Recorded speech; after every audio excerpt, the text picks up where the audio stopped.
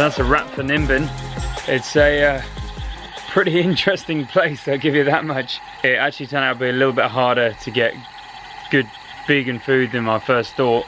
They got lots of like little general stores of nice organic food, but when it comes to actually eating out, then it's kind of pizza, pizza and pizza, which you can imagine with the reputation that Nimbin's got. We kind of got stuck eating a pizza. So gluten-free, vegan cheese, all the really cool stuff. Now if I get called out and I have to eat something like that, what I do now is usually I would let it digest, do a HIIT to really burn the glycogen stores and get myself burning body fat, and then go into a fast. It's a quick way of bouncing back from it and letting your body and your gut, cool, I'm directing everything here, make this quick.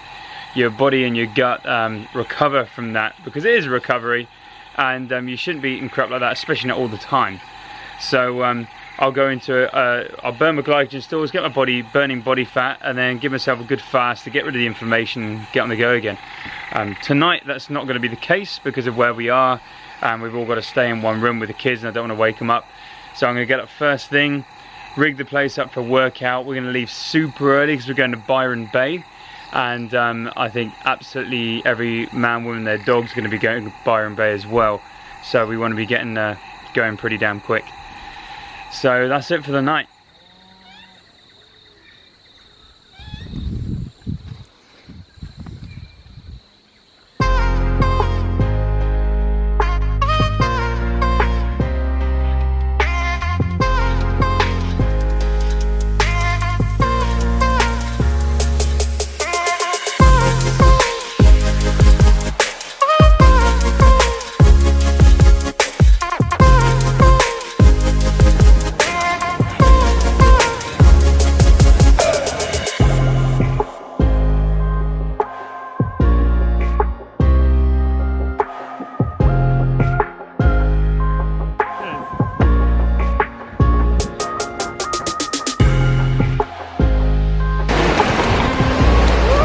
Who's in the helicopter?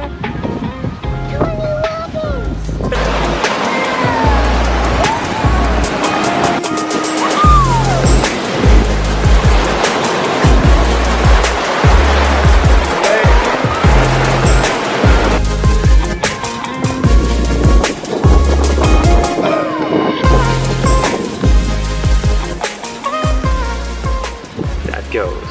Oh, Sienna's gonna get a well-deserved haircut because it's near impossible to get a decent one in Darwin, and Leah's fallen asleep. Eva's watching the iPhone. All is good in the world. Nothing's too nuts just yet. Uh-oh, spoke too soon. Oh, she goes, she goes.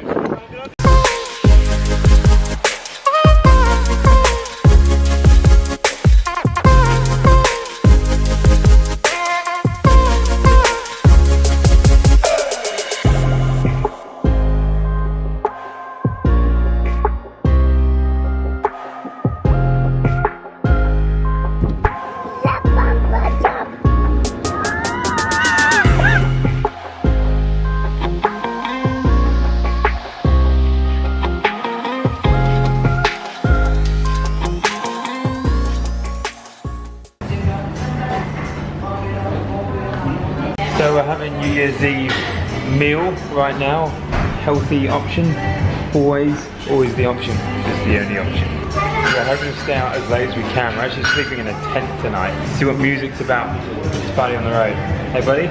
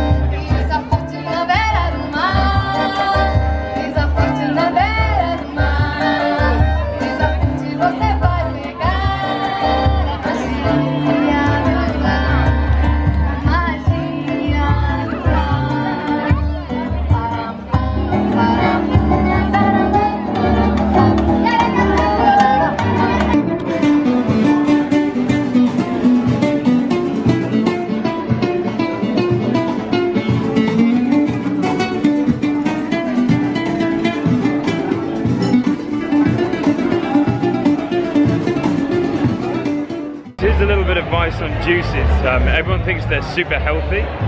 Now, when you have some sugar, it doesn't matter, sugar's sugar. When you have processed sugar like high fructose corn syrup, it's actually the fructose that is the problem. And obviously that is fruit sugar. The difference is, if you eat an apple has equivalent to around 4 teaspoons of sugar in it, but the fiber and digestive enzymes in an apple help to block the absorption of fructose into the bloodstream. So if you cold press, meaning if you squeeze the apple and only drink the juice, you might as well drink a Coke. You're having a big shot of sugar. If you blend the apple and you have all the fiber and the apple in its entirety, then it helps to block the absorption of sugar into the bloodstream, and you get the benefits as well, okay? So if you're going to do any kind of juicing, blend the whole entire fruit and drink that. Imagine, like these people who do their juices, imagine trying to eat 1 apple, 2 bananas, load of blueberries, some berries. You know what it's like when they put in the juice. You couldn't eat all of that because the fiber will make you release leptin, which would say, I'm full, that's enough. That's Mother Nature's way of stopping you from ODing on sugar. When you, the thing is, sugar in itself doesn't release leptin, so you can have sugar upon sugar upon sugar, and your body will never say stop. It needs to have the fiber in there.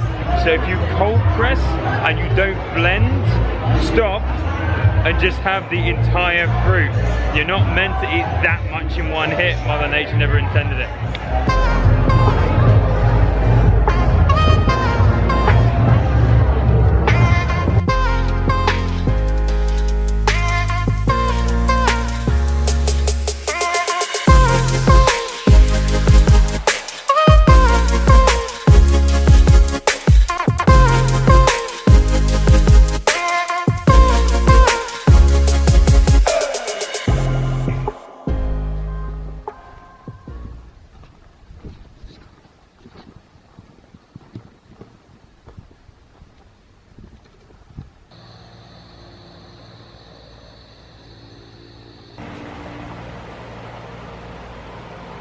So I'm not about to tell you a ghost story.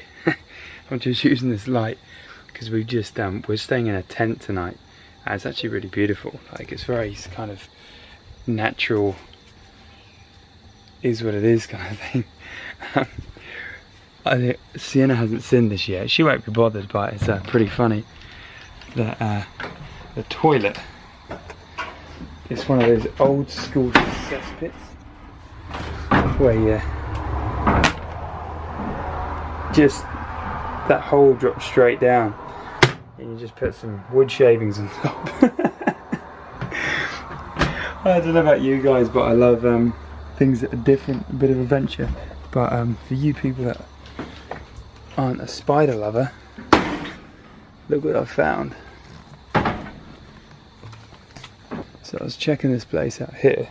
This is the only two I found so far. This bad boy here. I mean, I'm not a spider expert, but I'm pretty sure that's a huntsman. And then over here, without walking through any more cobwebs, oh, another one up here. So I don't know, are they huntsmen? Another baby one up there, and so there's quite a few spiders around. Actually, there's one up there. So as long as there's not too many or any in the tent, we should be pretty good to go. But yeah, quaint little place. Nice little lit up tent over there. The kids are asleep, so we come here not really because of choice, but it's the only thing that was available anywhere near Byron at this time, because we did sort of book this park quite late. So beggars can't be choosers, right? Right, so Sienna's informed me that those spiders aren't huntsmen's. They're some different kind of who knows what. But she's just been for a shower herself, and there is a huntsman apparently the size of her palm of her hand. Shower. In there, so can I have that torch? Let's go check it out.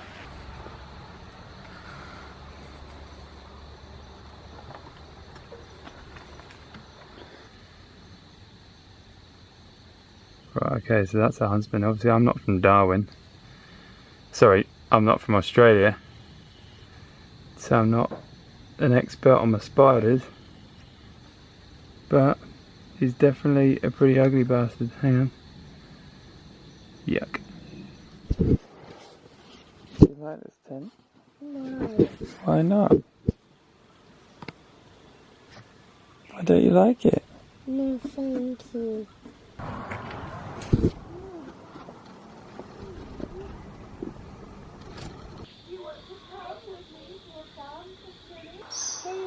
Hi. Up and up and up. Chicken chase with it.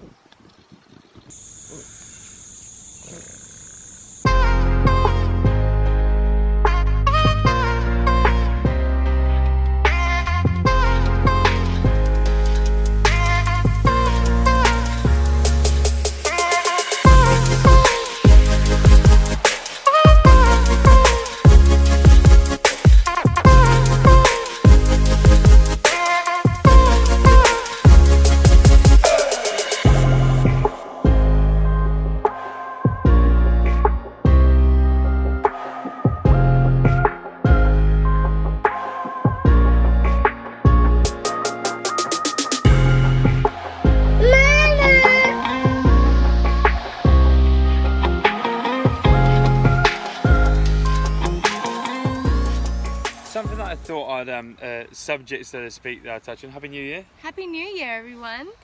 Is the meaning that you give to fasting, diet, and training. So I realised when I was speaking over there about, you know, because I ate bread, that I don't do this, that a lot of people go, oh, live a little, which is my pet hate saying, but if you have the association of pain with fitness, health, diet, fasting, anything like this, you won't want to do it, and you'll see it as sacrifice. Now, I don't see it as sacrifice because I have pain associated with not doing it. Because trust me, the pain of never hitting your goals, feeling how you want to feel, and not looking the way you want to look far outweighs not eating ice cream. I've also noticed too, when I began fasting, that there's also this sense of loss. Like, I'd cook for the children and I'd make beautiful food and it would be right there in front of me, and it was that feeling of, oh, but I just want it now. And then when you realize anything, any kind of food can be had later or again, there's never going to be, you're never out of opportunities to have whatever it is that you're craving when it comes in terms of fasting. And then I guess you need to put different associations with food that is not going to. Sometimes I actually visualize my internal organs smiling when I'm eating, you know, like having a medicinal drink that tastes horrible, but you've got to do it. I drink it and I visualize my internal organs smiling or feeling amazing. Or just close this door. Look at that, mute. I'll go fix that. Okay, so there's a very good point there. So obviously she uses a visual metaphor technique to put a positive spin on it. So for me, eating, say, a load of ice cream, for example, chocolate, stuff like that, for me is the feeling of loss of good physique, ill health, feeling like crap because your inflammation goes up, and before you know it, you're tired and sluggish and not feeling good. So that's why I'm not even tempted to have it, because the association I have with it. But if the association is, oh, that tastes good, it's sweet, it gives me a little bit of a buzz, then you're going to want it. But the association for me now of I had to eat bread, which I didn't enjoy, but it was within an eating period and the kids are around, and it's just something that just happens sometimes, which is going to happen. But if it does, then just take steps to reverse any negative process out of that, okay? So this old saying of cheat meals and stuff, there's refeeds, but whole cheat meals, if you're putting crap in your body, it's going to have the same effect on your body as if you put crap on it all the time. But too much of one thing is really bad, right? Fasting is amazing for you. If you fasted forever, you would die. You know, if you eat, I know, quinoa king one's great, but if you constantly eat that all the time, you'll be nutrient deficient. You know, sleep's great, but if you slept forever, you're in a coma. You know, like it's moderation and the right balance with everything to get the goal that you want. So wrapping it up, have positive association with everything. Training is not a chore, it's something you get to do, not something you have to do, where you get to push yourself and get the endorphins running and to get a positive feeling of growth and movement towards a better you.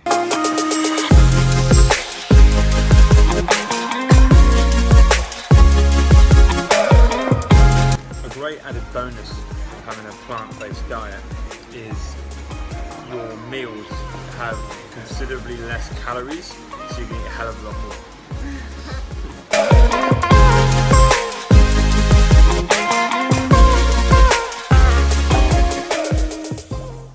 Okay, so we last minute decided to drive back to Brisbane because the kids had had enough and we would just be wasting time down there. So we've drove for a couple of hours back to Brisbane. Sienna's actually feeling a bit exhausted, so she's gone to bed.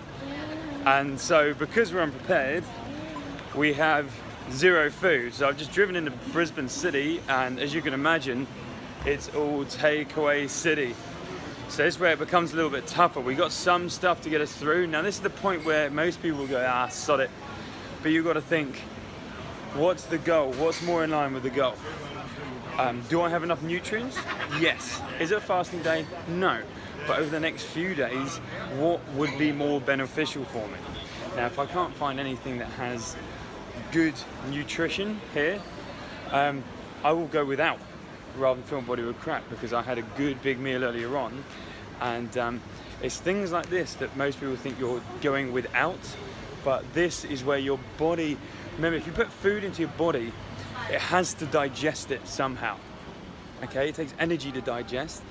If you put bad food in there with no nutrition, your body will spend a lot of energy digesting it with no reward. So it's exhausting on your body, a lot more exhausting than not eating. And then, lo and behold, guess what you'll burn? Body fat. So I persevered and I found some zucchini noodles. We'll be eating tonight. So it's 2018 and here I am chatting to my phone while in a sauna.